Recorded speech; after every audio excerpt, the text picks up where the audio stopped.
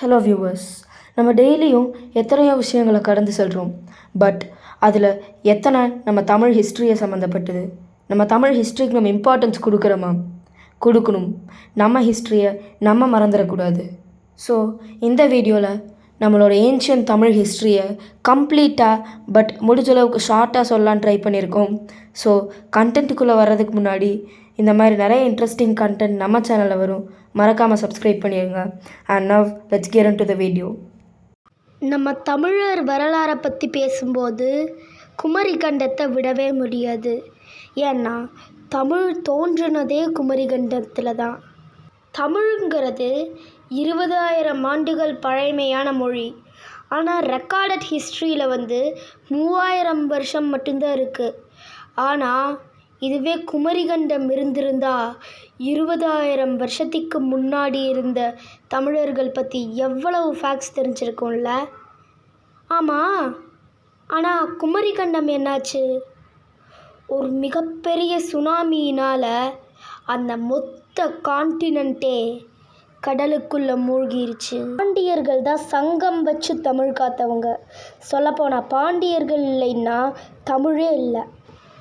பல வருஷமாக ஆராய்ச்சியாளர்களிடையே இருக்கிற ஒரு மர்மம், தமிழ் மொத மொழியா இல்லை சமஸ்கிருதம் மொத மொழியா? இதற்கான விடையை இன்னும் ஆராய்ச்சியாளர்கள் கண்டுபிடிக்கல. தமிழ் 20,000 வருஷம் பழமையானது, மிக பழமையானது சிந்து சமவெளி நாகரிகம் காலத்தில் இருந்தது, குமரிக்கண்டம் காலத்தில் இருந்தது. அப்படிங்கிறதெல்லாம் எங்கிருந்து நமக்கு தெரியுது? ரெக்கார்டட் ஹிஸ்ட்ரி வெறும் 3000 வருஷம். ஆனால் அது 20,000 வருஷம் பழமையானது. குமரிக்கண்டம் காலம் பற்றி தமிழ் தோன்றுறது குமரிக்கண்டத்தில், அதெல்லாம் நமக்கு எப்படி தெரியுது?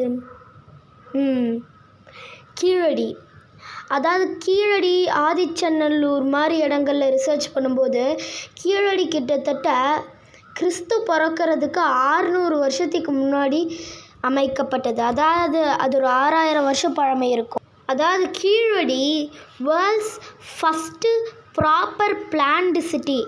அதாவது உலகத்தோட முதல்ல ப்ராப்பராக பிளான் பண்ணி அமைக்கப்பட்ட சிட்டி. எவ்வளவு பழமையாக இருக்கும்னு நினச்சி பாருங்கள். கீழடியில் இருக்கிற எல்லாத்தையும் இப்போ எக்ஸ்கவேட் பண்ணல, இன்னும் நிறையா இருக்கும் அப்படின்னு ஆராய்ச்சியாளர்கள் சொல்கிறாங்க.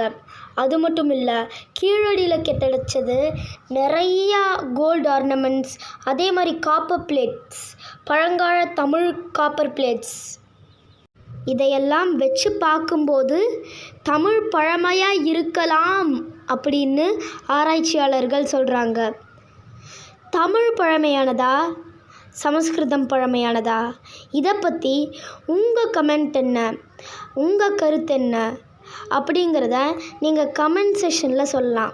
தமிழகத்தில் குமரிக்கண்டம் அழிஞ்சதுக்கப்புறம் தமிழகம் முழுவதும் மூவேந்தர்கள், அதாவது சேர, சோழ, பாண்டிய அரசர்களுக்கு கீழே வருது. சேர சோழ பாண்டியர்களோட ஆட்சிக்கு கீழே தமிழகம் வந்தது தமிழகத்தோட பொற்காலம்னு கூட சொல்லலாம்.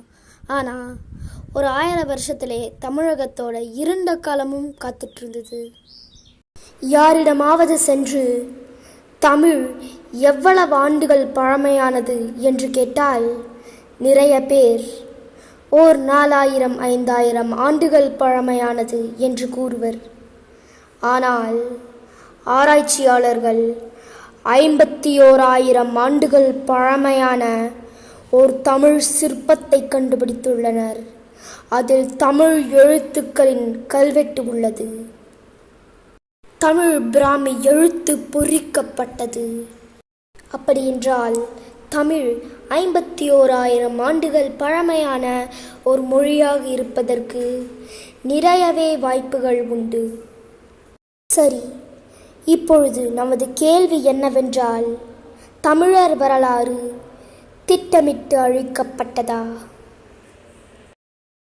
உங்களுக்கு என் சரித்திரம் என்னும் நூலை பற்றி தெரியுமா? அந்த நூலை இயக்கியவர் தமிழ் தாத்தா எனப்படுபவர். தமிழுக்காக தன் சொத்துகள் அனைத்தையும் விட்டு கொடுத்தவர். அவர் தன் வரலாற்றை பற்றி இந்த என் சரித்திரம் நூலில் குறிப்பிட்டுள்ளார். நமக்கு நம் தமிழ் மொழியின் வரலாறு இவ்வளவு தெரிந்திருப்பதற்கு காரணம் தமிழ் ஓலைச்சுவடிகள்தாம். தமிழ் ஓலைச்சுவடிகளை போகியன்று எரிப்பதும் ஆடி-18 ஆற்றில் போடுவதும் அந்த 18ஆம் நூற்றாண்டில் வழக்கமாக இருந்திருக்கிறது. ஏனென்றால் இவ்விரண்டு காரியங்களையும் செய்தால் நமக்கு சொர்க்கம் கிடைக்கும் என்று நமது தமிழ் மக்கள் நம்ப வைக்கப்பட்டனர். இந்த ஓலைச்சுவடிகளை பாருங்கள். ஓரங்களில் எரிந்து போயிருப்பது உங்களுக்கு நன்றாய் தெரிந்திருக்கும். அதுபோல் என் சரித்திரம் நூலை இயக்கிய தமிழ் தாத்தா அதுபோல் பல எரிக்கப்பட்ட அல்லது நீரில் தூக்கி போடப்பட்ட ஓலைச்சுவடிகளை மீட்டெடுத்தார். ஒரு நாள் ஆடிப்பெருக்குக்கு முன்னாடி நாள் ஓர் முதியவரின் வீட்டில் ஓலைச்சுவடிகள் இருப்பது தெரிந்து தமிழ் தாத்தா அந்த ஓலைச்சுவடிகளை அந்த முதியவரிடம் கேட்டார். ஆனால் அந்த முதியவர் மறுத்துவிட்டு அந்த ஓலைச்சுவடிகளை தான் ஆற்றில்தான் போடுவார் என்று கூறியுள்ளார். அடுத்த நாள் தமிழ் தாத்தா ஆற்றுக்கு சென்றார். அன்று ஆடிப்பெருக்கு. அந்த முதியவர் பல ஓலை சுவடிகளை நீரில் தூக்கி எறிந்தார்.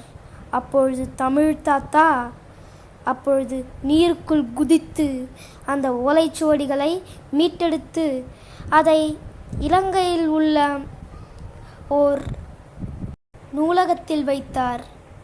அந்த நூலகத்தில் 97,000 தமிழ் சுவடிகளுக்கும் மேல் இருந்தது. ஆனால் அந்த நூலகத்துக்கு என்னவாயிற்று என்றால், ஜாஃப்னா லைப்ரரி எனப்படும் அந்த நூலகம் 1800ஆம் நூற்றாண்டுகளில் ஓர் இனக்கலவரத்தில் எரிக்கப்பட்டது. எரிந்து போன அந்த 97,000 ஓலைச்சுவடிகளும் ஆற்றில் தூக்கி போட்டு துளைக்கப்பட்ட ஓலைச்சுவடிகளும் நம்மிடம் இருந்தால் எவ்வளவு விஷயங்கள் நமது தமிழை பற்றி நமக்கு தெரிந்திருக்கும். மீதி இருப்பது கொஞ்சம்தான். இந்த உலகிலேயே பாண்டிய சாம்ராஜ்யம்தான் அதிக காலம் ஆட்சி செய்த ராஜ்யம். பாண்டியர்கள் சோதனையையும் சந்தித்தார்கள், பல சந்தோஷங்களையும் சந்தித்தார்கள், பல வெற்றிகளையும் சந்தித்தார்கள். ஆனால் என்று பாண்டிய சாம்ராஜ்யம் அழிந்ததோ அன்று தமிழகத்தின் சோதனை தொடங்கியது. தமிழர்களின் வரலாறு பாகம் 4. 14ஆம் நூற்றாண்டில் பாண்டிய இளவரசர்கள் 2 பேருக்கு நடுவில் போர் நிலவுது. போர் நிலவுனா பாண்டிய இளவரசர்களில் ஒரு இளவரசன் தில்லி சுல்தானின் படைத்தளபதி மாலிக் காஃபூரை அழைத்து வர்றாரு. அதுக்கப்புறம் மாலிக் காஃபூர் பாண்டியர்களை காப்பாற்ற வர்ற மாதிரி வந்துட்டு மொத்த தமிழகத்தையும் சூறையாடுறான். தில்லி சுல்தானின் படைகள் மொத்த தமிழகத்தையும் சூறையாடுது. அதுக்கப்புறம் மறுபடியும் மாலிக் காஃபூரின் படைகள் திரும்பி போயிடுது. திருப்பி வரும்போது பாண்டிய அரசன் ஒருவர் அந்த படையை புறமுதுகு காட்டி ஓடச் செய்கிறாரு. அதுக்கப்புறமும் பிரச்சனையை ஓயில மறுபடியும் துக்ளக் அவங்கள வீழ்த்தி தில்லி சுல்தானின் பகுதியாக மாற்றிக்கிறாங்க. அதுக்கப்புறம் தில்லி சுல்தானையும் வீழ்த்திட்டு திருப்பியும் ஒரு தனியாட்சி செய்கிற ராஜ்யமாக பாண்டியர்கள் ஆகிறாங்க. ஆனால் விஜயநகர பேரரசு படையெடுக்குது பாண்டிய அரசு மேலே. பாண்டியர்கள் மறுபடியும் வீழ்த்தப்படுறாங்க. விஜயநகர பேரரசின் ஆதிக்கம் அதிகமாக இருக்குது. அதுக்கப்புறம் அடுத்தது இவ்வளவு பிரச்சனை போதாதுன்னு இன்னொரு பிரச்சனை பாண்டியர்களுக்கு காத்துட்ருக்கு. மதுரையை விட்டு தென்காசிக்கு செல்கிறாங்க.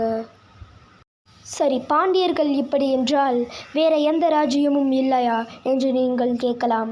தமிழகத்தை மீட்டெடுத்து பலமுறை தமிழகத்தை காப்பாற்றிய சோழர்கள் இப்பொழுது எங்கேயோ ஒரு தீவில் இருக்கிறார்கள். சேரர்கள் அழிந்து விட்டார்கள். அதற்கு பிறகு மதுரையின் பொற்காலத்தை, தமிழகத்தின் பொற்காலத்தை அமைத்து கொடுக்க வந்தார் பேரரசர் திருமலை நாயக்கர். விஜயநகர பேரரசை வீழ்த்தி தமிழகத்தை மீட்டெடுத்தார். ஆனால் அதுவும் நீடிக்கவில்லை. அதற்கு பிறகு தமிழர் வரலாறை முடக்கி போட்டது ஆங்கிலேயர் ஆட்சி. ஸோ இந்த வீடியோட எண்டுக்கு வந்துட்டோம். இந்த வீடியோ பிடிச்சிருச்சுன்னா மறக்காமல் லைக் பண்ணுங்கள். அண்ட் நம்ம ஹிஸ்ட்ரியை எல்லாத்துக்கும் ஸ்ப்ரெட் பண்ணணும். ஸோ உங்கள் ஃப்ரெண்ட்ஸுக்கு ஷேர் பண்ணுங்கள். அண்ட் நம்ம சேனலுக்கு சப்ஸ்கிரைப் பண்ணிடுங்க. And until the next time, it is me, Arjun Balaji, signing off.